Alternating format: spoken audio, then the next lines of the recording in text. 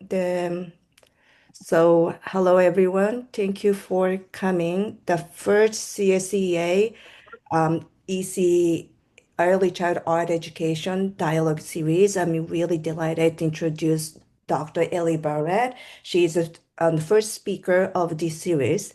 So before like pass it on to Ellie, I wanted to introduce her briefly, the bio background. So Dr. Ellie Barrett is associate lecturer in the fine art at Lancaster University in the UK and a creative producer at Good Things Collective as a sculptor, writer, researcher, and artist mother.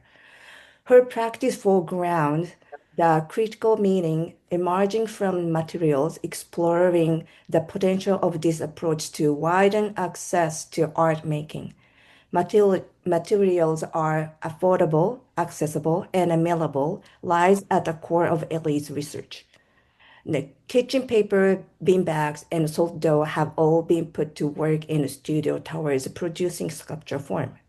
Her recent project, including residency with Mothra in Toronto, Canada, and all kinds of hands, a group exhibition exploring co-produced sculpture in Manchester, UK, and also another one, a perception of a place in a series of workshops and at the Barrow in UK, and then in Ventspils, Pendle, it's called Pendle in UK. So thank you, Ellie, for coming today. And yeah, take away. Thank you. Here's the awkward bit where I have to try and um, share my slides. Yeah, you should be. Let's try this. Yeah, oh, it's good. Is that any good? And then let's go slideshow. Should be And then have all they good. appeared for everybody? Yep. All good. Perfect. Brilliant. That was nice Thank and you. smooth, wasn't it? Yep. So yeah, thank you, Mitzi, for that introduction, and thank you for inviting me as well. It's really interesting to be the kind of first, or to launch that, but also being in the UK and not really being familiar with the networks that I'm speaking with. So it's also a great opportunity to reach outside of my network. So I'm speaking to you in the context of arts education, but I am trained as a sculptor rather than an educator. So I'm approaching this maybe from a slightly different direction. I'm based in Lancaster, which is in the northwest of the UK. And I'm also a lecturer in fine art at Lancaster University, which is where I did my PhD.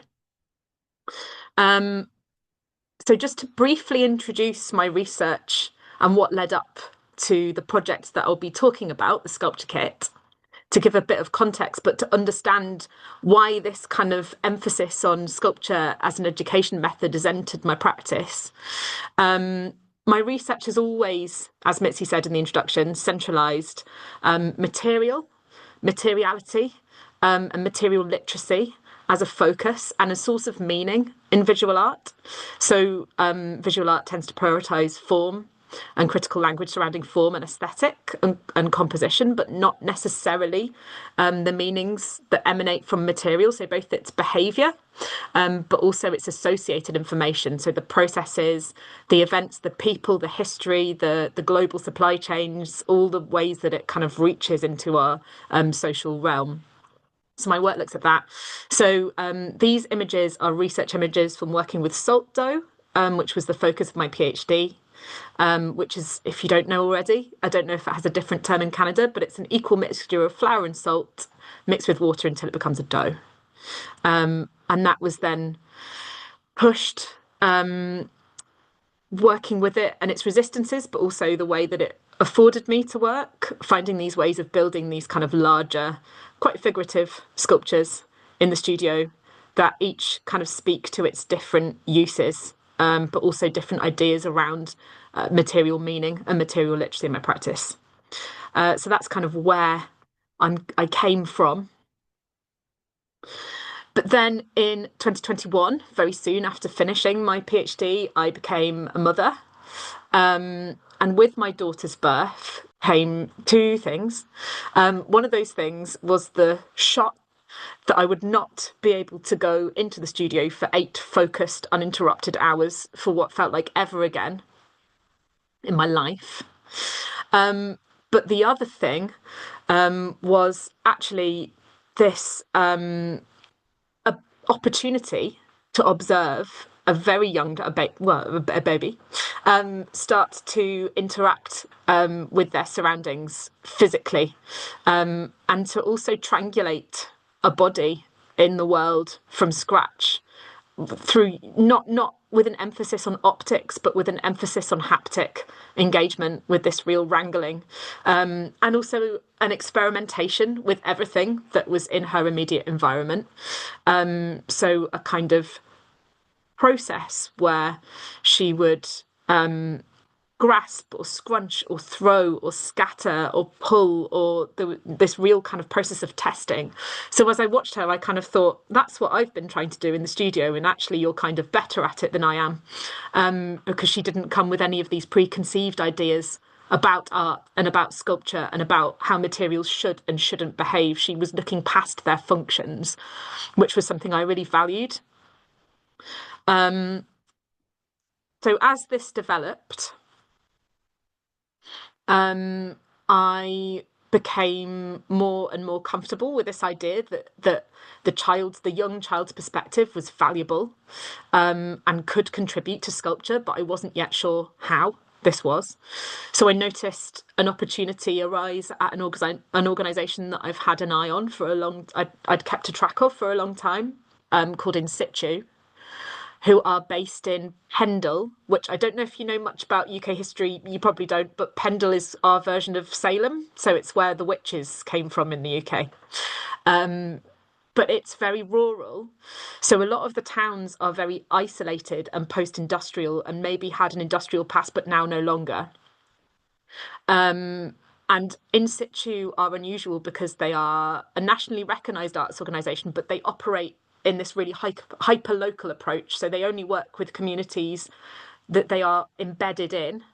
They don't try and work in Manchester or Liverpool or London or all of the bigger cities in the UK. But they also have this idea that art should be embedded into everyday life. And the spaces and processes that are part of everyday life are part of making work, or are valid places to make artwork from. So their annual artist residency was advertised. They're also not very far from where I live. And I suggested that I didn't necessarily, it has an open brief, so there's no emphasis on having an outcome. So I proposed to In Situ that I would bring my daughter with me. And I didn't really have a sense on any kind of outcome that I might arrive at. And they said yes. And this was the first opportunity for me to bring her. So she was 2 at this time. This was the first opportunity that I had to bring her with me into an arts context, a visual arts context, and to really start exploring what it was that the child's perspective could offer me that I could not access as an adult otherwise. So the early part of the residency, which began in November 2023 and finished in March 2024. So the first on the left is Nora and I in the project space at In Situ. And why that was significant was it was the first time that we'd been offered time as a residency, dedicated time. So even though I was interacting and playing with her at home, obviously, as part of my parenthood, picking that up and transferring it into a visual arts context was new. So In Situ had given us time, but also space to spread out, to make a mess, in a really unstructured way. There was no pressure to kind of produce anything. There was just time to be and to play. So we had the project space, which on the left, and the image on the right, the other kind of strand, I suppose, of my methodology is visiting playgroups in the area, because even though it was not far away from where I lived, this notion of the artist being parachuted into communities they're not part of is something I wanted to avoid. So I spent a long time visiting playgroups as a parent because I had my daughter with me. So I was not only the artist coming to meet communities from outside, I was also the parent coming to be with other parents and play with their child in a community setting. So it was kind of like a leveling effect happened because Nora was there. And the early days of our interactions in the project space looked kind of like this. So I had no preconceived ideas of what might emerge from the project, but what I was interested in is a very simple offer of material to her. And I wasn't necessarily thinking too hard about what these materials were at first. I was kind of collecting things that we had in the house that we might play with anyway, that I could grab on my way out the door really quickly. And I would offer them to her, and she would initiate and lead interaction with them, and I would follow and scaffold what she wanted to do. So she might pick up something and interact with it, and then I would respond by offering. So I wouldn't let her exclude. I would kind of respond to what she was doing. Um, and then over time, what I noticed was the things that she was not able to as with my sculptor's eyes on, what she was able to transform with no equipment, with just her hands, and she's 2 at this time, so she can't, her fine and gross motor skills are very much still in their early stages of development. But and also what she couldn't transform, and those I was less interested in. So things like I offered her some fabric scraps, which you see a lot in sensory play. But the fact that she could play with them, but she couldn't transform them from what they already were into something other. But then things like I offered her Play-Doh or dough to play with, but she tended to work. She was kind of like her grasp wasn't she what the way that she wanted to play with it was she would ask me to make something and she would sit and watch and make something, and maybe that is a valuable thing to be doing, but it wasn't kind of what I was necessarily interested. I wanted her to be manipulating and changing the materials. So over time, I would offer a selection, observe what held her attention, what didn't, what could be transformed, what couldn't be, and then make her respond by altering some of that selection each week. And then eventually, over time, what I now refer to as the sculpture kit emerged. So this is a collection of 6 materials, which I've just had a paper accepted about the sculpture kit, and a lot of the corrections I had were UK to US language. So I'm going to try and make that mental adjustment as I'm talking about it. But it is masking tape, pipe cleaners, yarn, toilet paper, tissue paper, and tin foil or aluminium foil. So these are all materials that are not unusual in the home. They're not unusual in early years education settings at all. But from a sculptural perspective, they have different affordances. They each have different textures. They each have different colours. They each have different aesthetics. They have different sounds that they make. They have different ways of engaging multiple senses all at the same time in different ways. And they also have ways that they can be engaged with individually, but they also can be combined. They have sort of different but complementary affordances, which I'll explain more about as I talk.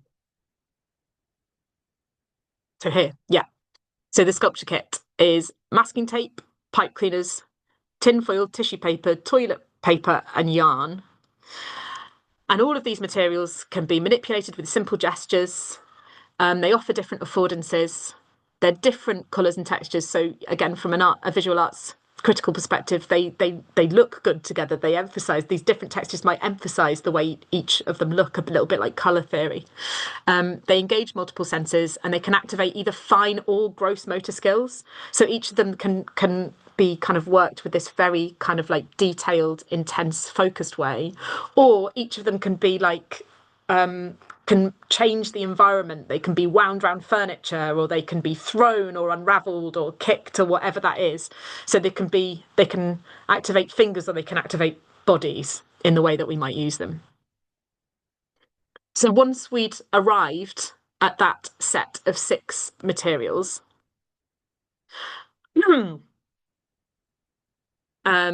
this is what our play began to look like. So it would always be an offer to Nora.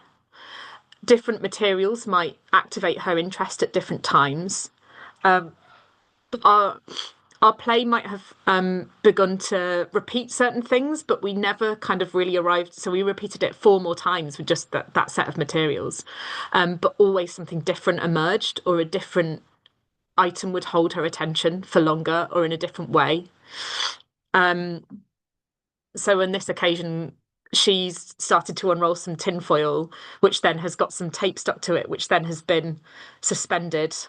Um, and I really enjoyed, and then this kind of, we were throwing wool over this barrier that we created that kind of changed the environment. But even these very kind of like delicate or vulnerable materials still really have an impact on how the environment feels. And I really like this image. I return to this image quite a lot because I don't know what I'm doing over there, but I look quite disengaged with my back to her, but she's kind of ducking under this barrier and sort of playing with it, which then I think this became a den not long after we introduced something else that held it up. So this is kind of what I mean by these complementary affordances. And some other examples of activating fingers and activating bodies.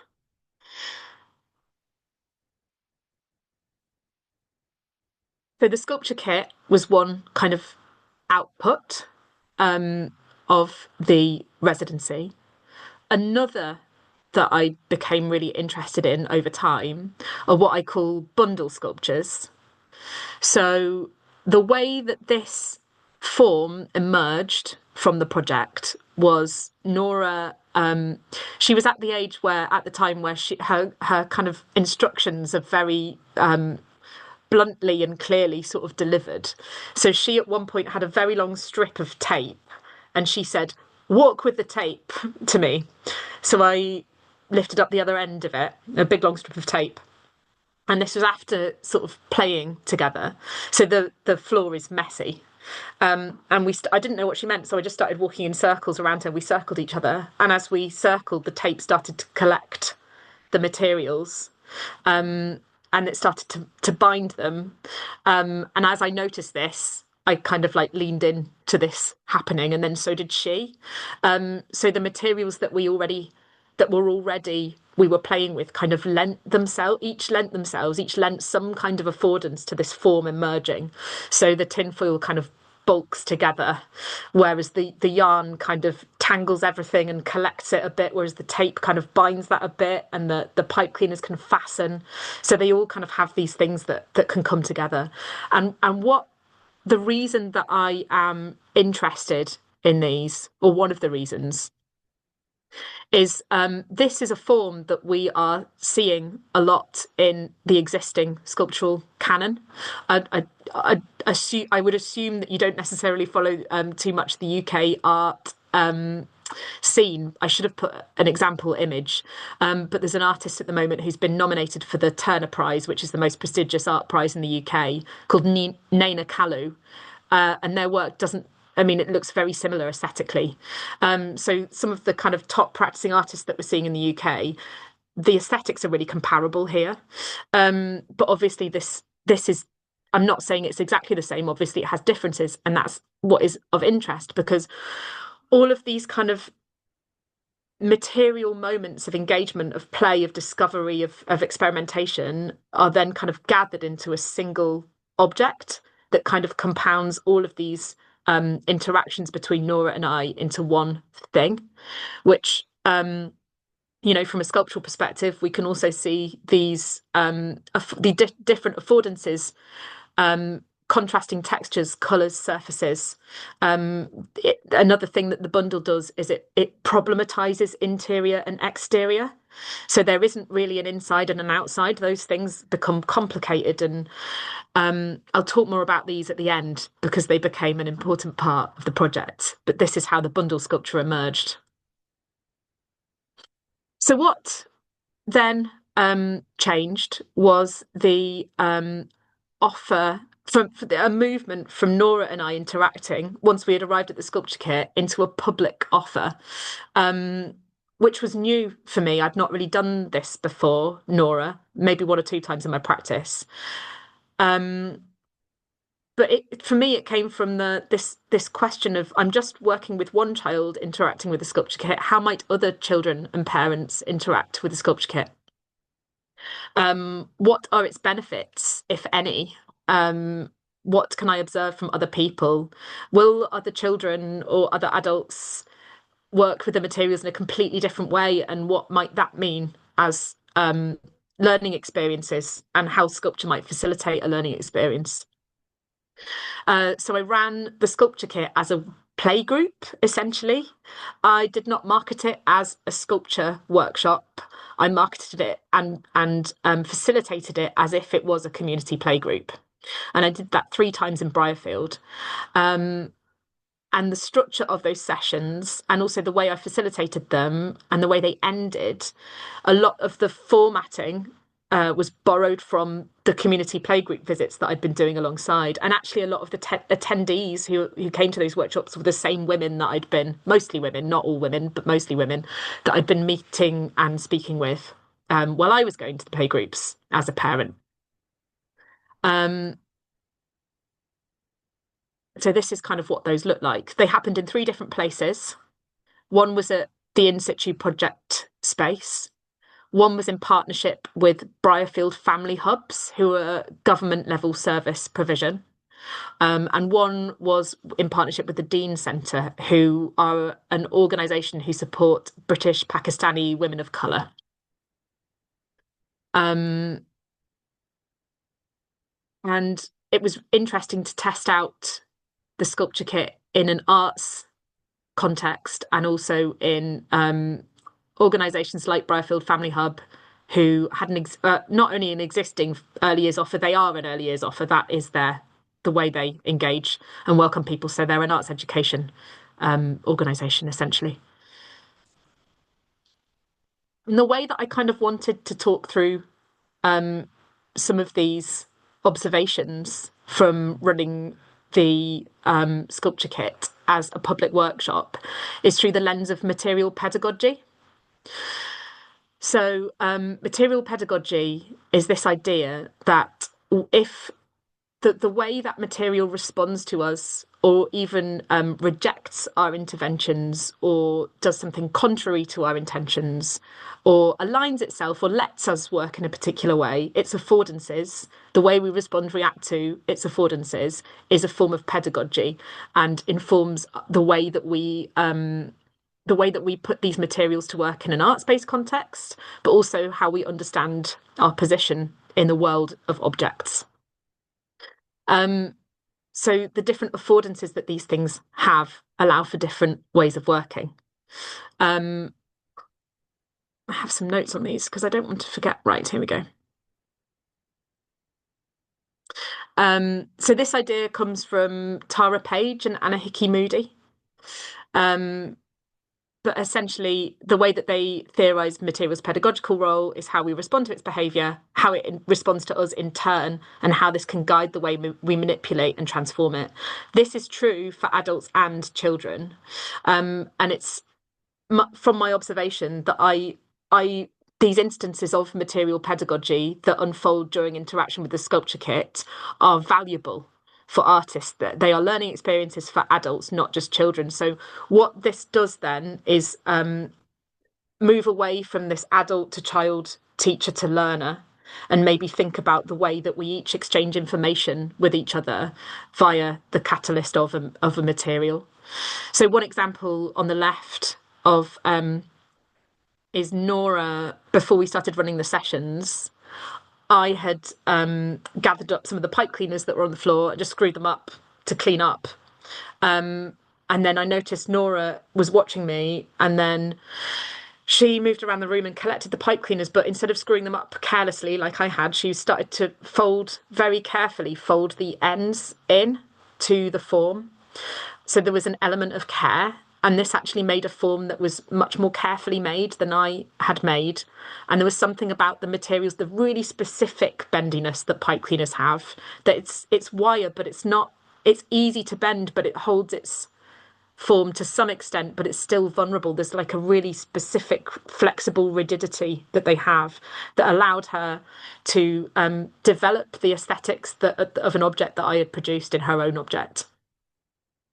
Um, Another example on the right was a grandparent brought her grandson and thinking imaginatively about pipe cleaners' affordances, she had this kind of imaginative response where she would transfer a textiles process onto pipe cleaners because of, again, their very specific flexible rigidity.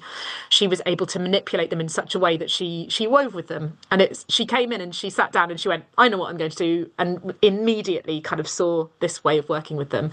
And it is impossible to know if her grandson experienced this as absorbing new knowledge. But I watched him watch her hands incredibly carefully.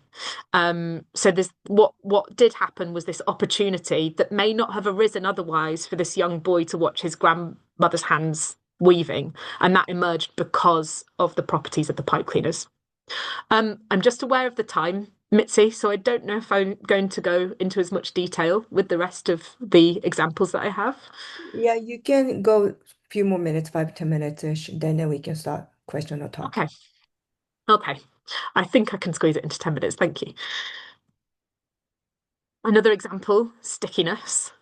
This is a young child working with the masking tape who experienced its stickiness with her hands, but then her mum noticed that she was kind of sticking it to her hands, so passed her another strip, which she stuck to the first strip, and then her mum passed her another strip, which she then stuck to the next strip. And over this repeated way of working, this kind of, to me, this quite interesting object or two-dimensional or something that plays with 2D and 3D starts to emerge. And to me, that's interesting because it's completely counterintuitive to the use of masking tape. Masking tape is supposed to like it's either supposed to mask an area on a wall, that's its function, or it's supposed to stick two different things together. But sticking it to itself repetitively, I think, to me anyway, the child's perspective kind of unlocks this possibility because it's kind of like almost it's not a way that an adult would think of working with it, I think.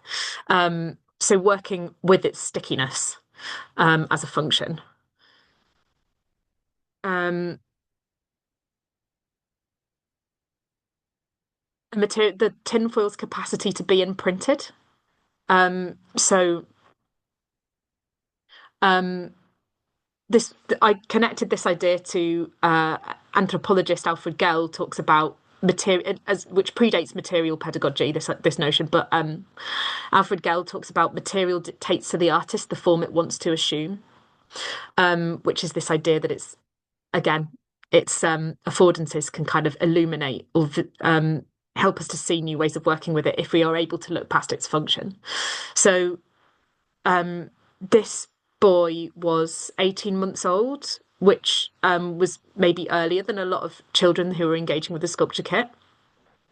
But even at this early stage of life, he kind of emerged ways of thinking about it. So that his mum sort of rolled it out for him and showed him how it sounded. And he responded to that by kind of running across it, which made his footprints, captured his footprints, which he then became really interested in and spent a long time looking at.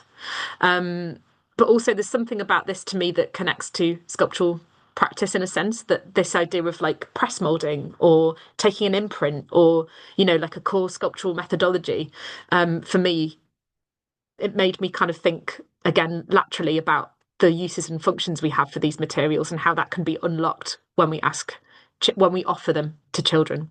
So again, this adult learning that unfolds. And then instances of wrapping or different materials having the capacity to wrap. Um, so on the left is a girl running around her mum and wrapping her shins in acrylic yarn, but also while she was doing this, kind of laughing hysterically the whole time. And her mum commented that she often did this play of running around in circles at home, but there was something about having a ball of wool in her hand and watching how that just that one change, the addition of a ball of wool, started to have this really clear restraining effect on an adult body. Might have been this her mum's thoughts on this was that it was really empowering to kind of like one thing that she could easily unravel herself with her body and the motor skills that she had, she was able to kind of entrap her mum. And again, the affordance of this material. And there's something here about a kind of very literal entanglement, like a very literal learning entanglement for me, because it's wool. And then on the right, uh, complementing these different affordances of screwing up tissue paper, but then wrapping it with tape to make a ball. So this is something that a parent did for a boy who was incredibly shy and having difficulty engaging with the children and the materials. So his mum kind of made a ball for him, and then they played catch, and then he played catch with the other children. So there's a kind of flow of agency going that passes through the ball in the way that it is interacted with other children.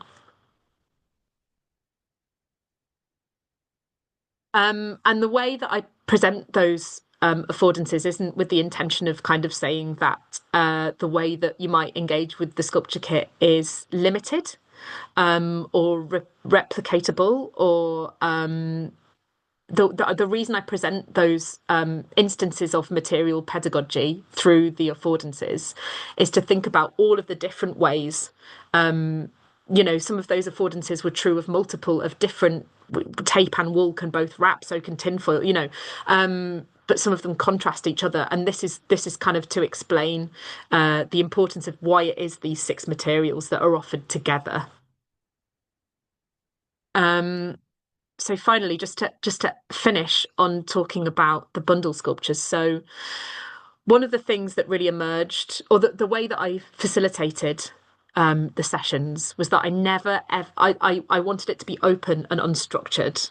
I wanted play to lead, and I wanted children to lead. The only boundary that I offered was the six materials.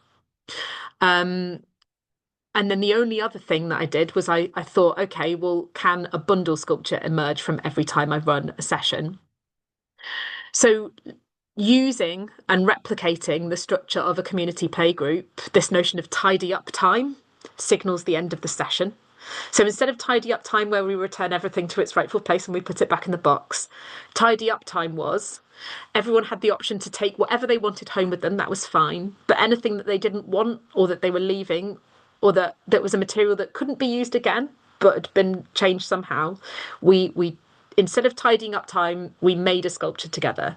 So some of the children were not so invested, but some of the children got incredibly invested in this task. So this is a girl who instructed her mum, and then her mum sort of started to put her coat on and then instructed me to another strip of tape, turn it round. We've got to do this and really saw all this mass of things coming together in this one object. And again, it's the material's own properties that make this happen. And then because I am an artist, I'm really interested in what happens when we bring something into the gallery space and how that might change how we understand it. So in May of this year, I exhibited the bundle sculptures that had emerged from. I repeated these sessions again in Morecambe, where I live, with other communities as part of another funded project. And these bundles are the result of them rather than the residency sculptures. And I'm interested in the challenges and difficulties. What happens with a multi-authored artwork when you take it away and you put it here? I don't fully prescribe to it, so I'm interested in watching what happens and seeing what that shift in power dynamic and what that looks like. But an anecdote that I'll finish on, that I always tell about them, is I didn't know how children would respond to seeing their work in a gallery space. But for me, bringing them into the gallery space is important because I'm interested in how we place children's artwork amongst the sculptural canon rather than removed from it, how we understand them as being part of the same hierarchies rather than removed from it. Um, so this is why I kind of made these plinths, so I could kind of lean into that gesture of picking something off the ground and saying it's important because I've put it up here, which is not normally a gesture that I would lean into. But in this case, it's something that I wanted to subvert in a sense. But I was conflicted about it. I wasn't sure what it would mean by none of the children decided to do this. I decided to do this as the artist. So I was kind of ascribing to a power dynamic there. But what happened was one of the children that was at, in fact, a lot of the children who were part of making the bundles came and saw them. And we ran a family friendly private view opening event. And one of the boys who came to quite a few of the playgroups went up to the bundle and went, "Oh, that's my ball," and removed it from the sculpture and started playing with it. And once he'd done that, some of the other sculptures were removed from the plinths and came down onto the floor and were untangled. And there was this tiny part of me that went, no, no, no, no, no. But I didn't. I actually thought, this is brilliant. And there's something about this came out when Mitzi, you and I were talking, but the bundle form is incredibly important because it cannot be destroyed. It changes in it's flexible inherently. Bits fall out of it, they can be shoved back in. It doesn't matter. It's not a solid and enduring and immovable thing. It is movable and changeable, and that's why it's important. And that's why I think, an art object, it's a really useful form. I'm just going to end by sharing some of my contact details. And also some of my recent publications. So the one at the top, the sculpture kit, has just been accepted and I think is moving quite quickly through the publication process. And then the one below it, Aftermath and Bundle, Critical Forms for Co-produced Sculpture, leans into this, again, directly addresses comparisons between children's artwork and artwork by renowned sculptors. That's been published recently. And yeah, that's all I'll say. Thank you very much for listening.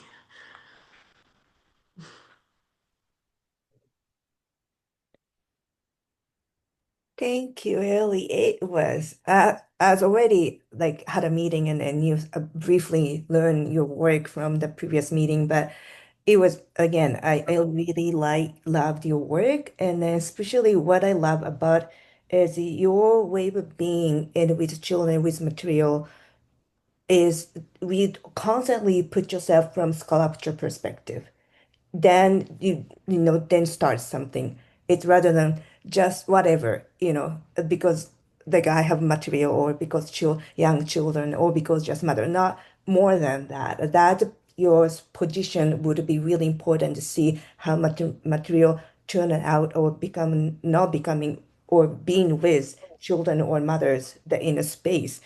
And so, yeah, that part really largely I appreciate it. I have a couple of things I still want to ask, but any other, I wanted to pass it on to other people if you have any question, comment. Sure. Hi, Mike. Hi. Thank you very much for that. That was a wonderful presentation. I really, really enjoyed that. My first thought was that actually Nora got the residency and let you come along rather than the other way around, which kind of one of the lessons I learned. I think of myself as an ally to early childhood educators. My training is at a different age level. But the idea of how important play is, and that really any notion of curriculum and institutional responsibility has to come after play and follow it rather than being trying to lead it. And so I really appreciate the fact that Nora was in charge. And I wish that even at the older levels that the art teachers could feel comfortable doing that.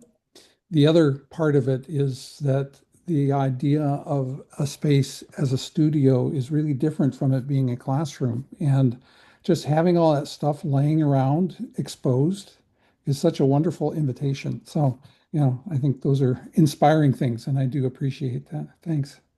Well, thank you very much. Yeah, it's really interesting what you pick up on about how much Nora was in charge, because something that is coming from well, something happening in the visual arts sector now is this new understanding that parenthood is not a detriment to making artwork. In fact, it should be a viable condition and a valid site for making artwork. So part of me feels very lucky to be practicing in this time where this conversation is happening.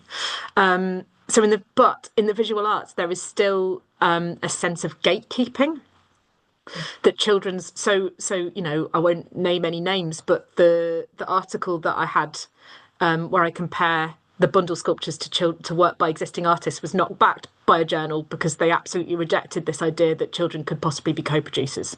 Which then I sent it to another journal, and there was absolutely no debate about that at all. It was, so there is this sense that we really have to, in the visual arts sector, we really have to articulate our children as co-researchers and understand them in this. We really have to make this case for it, and there's a lot of kind of like ethical barriers but you're forcing your artistic labor on your child, which is an important thing to raise, but equally I am genuinely doing things with her that I would do at home as her parent. So it kind of an article that I had published in an arts education journal went, oh yeah, great.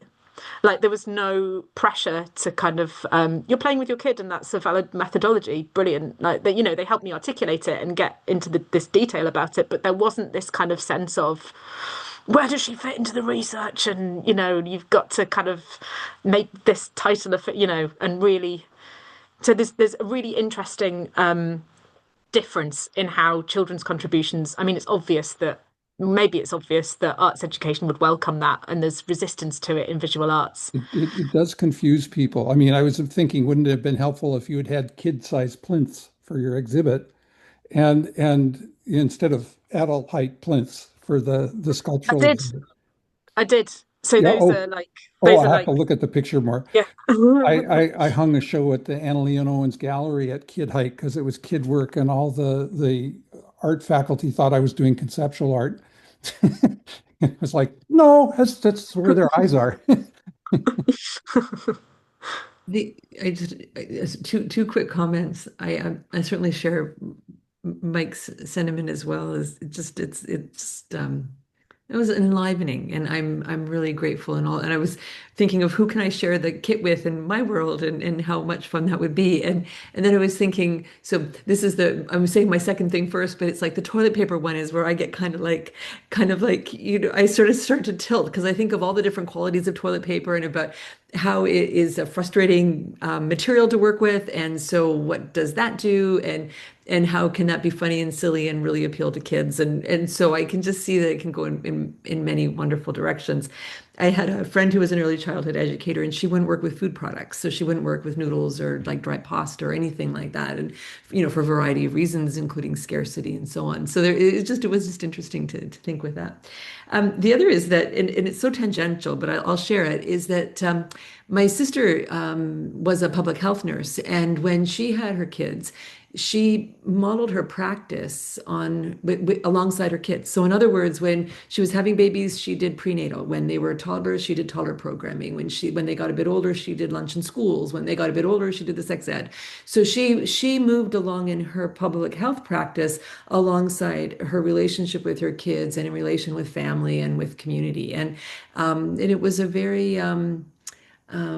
it was a really beautiful practice, actually. And she became quite, it was just a very enlivened practice. And so I just share, like, with your little one where she is. I mean, you're in the middle of it. And we may be doing this again in 10 and 15 years and really seeing where this little one goes. And so you're journaling on this and being alongside is wonderful. And from a North American perspective, I can share. I think that there's three names that just jump out at me, and maybe others can kind of nod or not. But I'm thinking Deborah Britzman might be interesting to you with the child as the sort of as a researcher.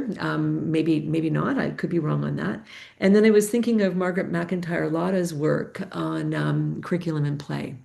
And that might be a nice addition. And then Eve Sedgwick, who in my experience, I mean, I work with Eve Sedgwick's work as a queer theorist, but also her work on materials. And she writes as a theorist, someone who did theory and gender studies and so on, and her incredible contribution to queer theory. But as she developed a textile practice later in life, and there's a beautiful book called Proust in August, and she writes about working with materials, and there's this beautiful quote where she talks about, there's what I want to do with the materials, there's what the materials want to do themselves, and then there's what, and you're nodding your head, you probably know is, so and then there's what happens in between, and I think there's been a wonderful joy in this in between space that you've captured, and so it's lovely and wonderful, and I'm thrilled that you're in art studies. I think that's a nice elbow in this work getting in there, and you're in good company with Mitzi and Nicole, who've also published with studies in art education, and thank you, and it was Oh, lovely to meet Nora in a studio thank setting. you. Thank you. Can I just ask, are you Deborah? I'm just going to get these right. I love it when people give me a reference. Oh, That just, if I I'll, just I'll knew the follow name of up the in an reference. email. I don't want to. Thank you. Would you? I said it out loud in part in case others were thinking, and they might say, no, no, no, Joanne, you're wrong on Britzman, or but yes on this. So I'll send the three along, and you can take it from there.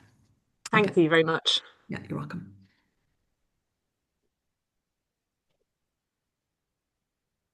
Any question, comment?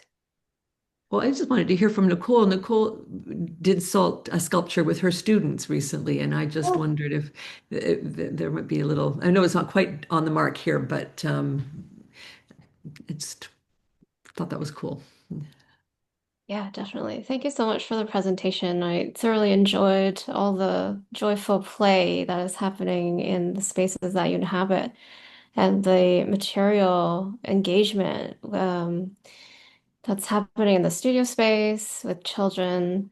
I think one of the things that it sort of inspired me to think about is this conversation that keeps coming up in my teacher education classes, where, and I'm maybe.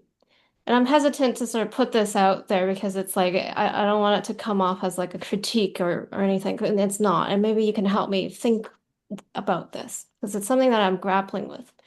It has to do with this balance between like offering materials for play in spaces that especially are marked by scarcity.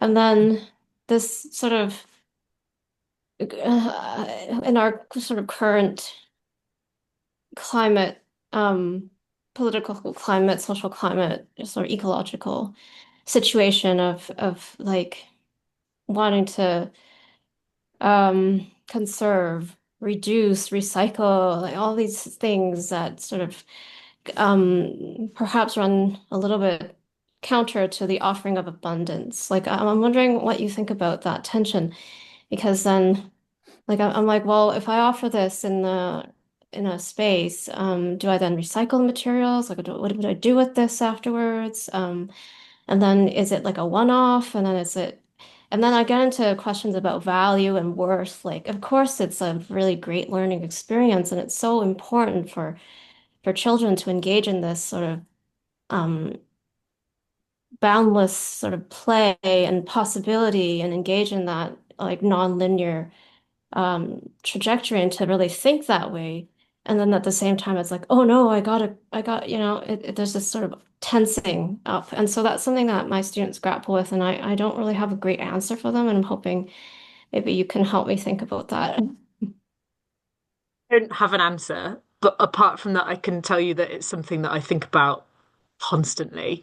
So, I suppose one of the reasons that the bundle also interests me is it's not made to store, and it doesn't matter if it is taken to pieces and used for other things.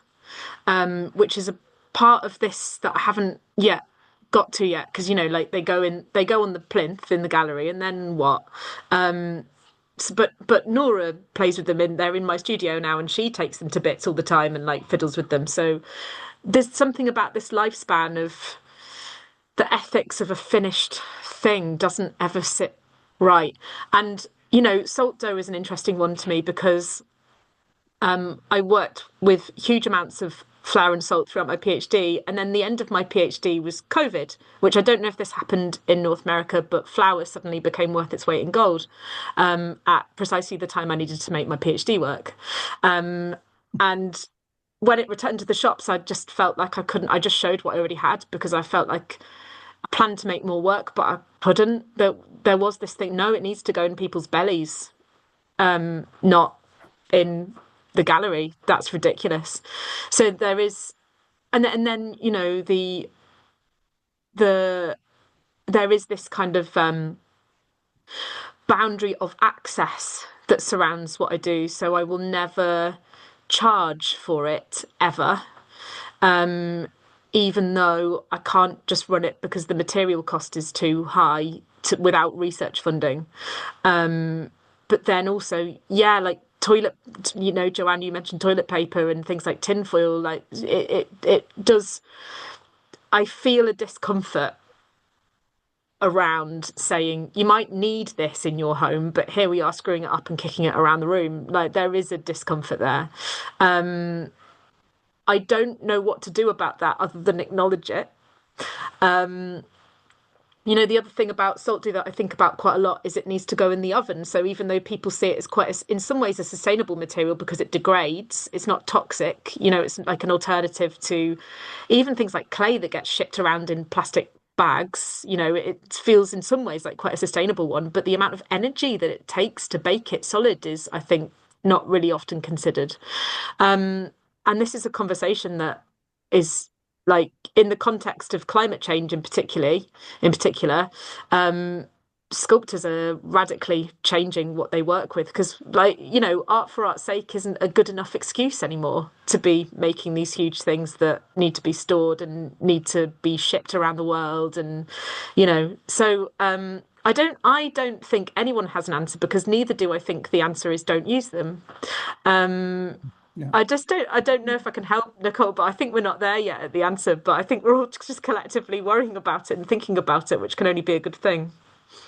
I would chime in that suffering with it is actually part of the point. I mean, I certainly can remember in the past when people couldn't imagine that education was political. We were just teaching the truth. And if, in fact, we agonize about it all the time, that's sort of what we should be doing. And making kind of compromised choices and having a stomachache at the same time is actually part of the job, I think. Thank you for this conversation. It's really helpful and it helps me feel like I'm not alone in this. Like I'm the person in the front of the room going like, I don't know. I really like what you said that deal with discomfort.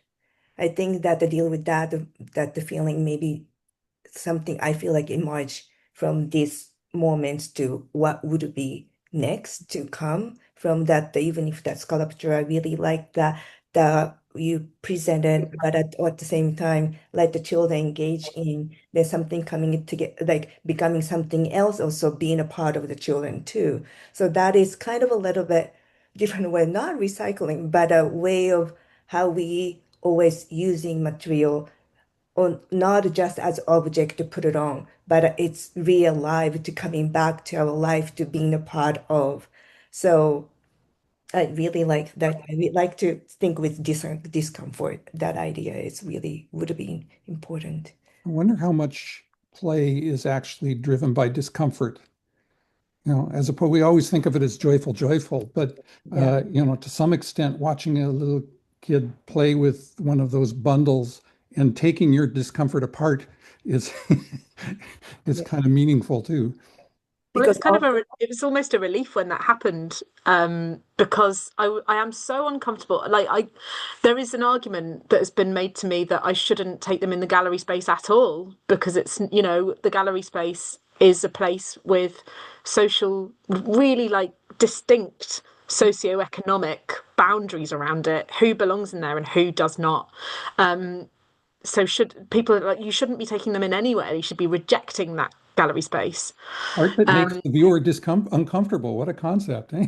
well, but yeah, I want to go in there and feel uncomfortable in there, and I want, and a friend of mine also whose little boy, it was the same little boy that played with the ball who went because she said that because he came into the playgroup and saw the materials there and played with them, and then when they went, they the gallery was like the most severe, intimidating white-walled gallery space you could find. He would normally not have set foot in there, and he was intimidated walking down the corridor. But then he saw the bundle sculptures, and then he saw the materials from the sculpture kit were also out on the gallery floor, and he kind of went, "Oh right, okay, I know how to interact, I know how to be in this Yeah, space," yeah. and that just makes me think even more that we need to get in there and make a big mess. Ellie, you're making me think of a project that a dear friend and colleague here in Kamloops has been a part of for the last couple of years through the ECPN, the Early Childhood Pedagogy Network. And I'll drop a link in the chat. It might be something that you're interested in checking out. Teresa Smith is a pedagogist here in Kamloops who's been working with the Kamloops Art Gallery for the last couple of years. And I was involved in the project for a short time, but then had to depart the project. But what she has been doing with educators and with children in the gallery space and in the studio space that's attached to the gallery, because there's quite a community of and a culture of arts education attached to our small local gallery. Um, she has been working with a group of an after school program, um, making art in response to the gallery's exhibitions. And again, it's quite a small gallery, so there's no permanent collection. It's shifting exhibitions, and every few months there's something new for the children to respond to. And so she and some other of the directors of the ECPN had a conversation series that there's a video in the link there, but it's speaks very much to what you're speaking about, this sense of adult discomfort around children in gallery spaces and what can be possible when you transgress that discomfort and assert spaces like public art galleries as spaces for all, including young children. Thank you. Yeah, that I sounds was like waiting for that you are sharing that work. So when I hearing, I was thinking about that her work too. So thank you. Anyway, Ellie,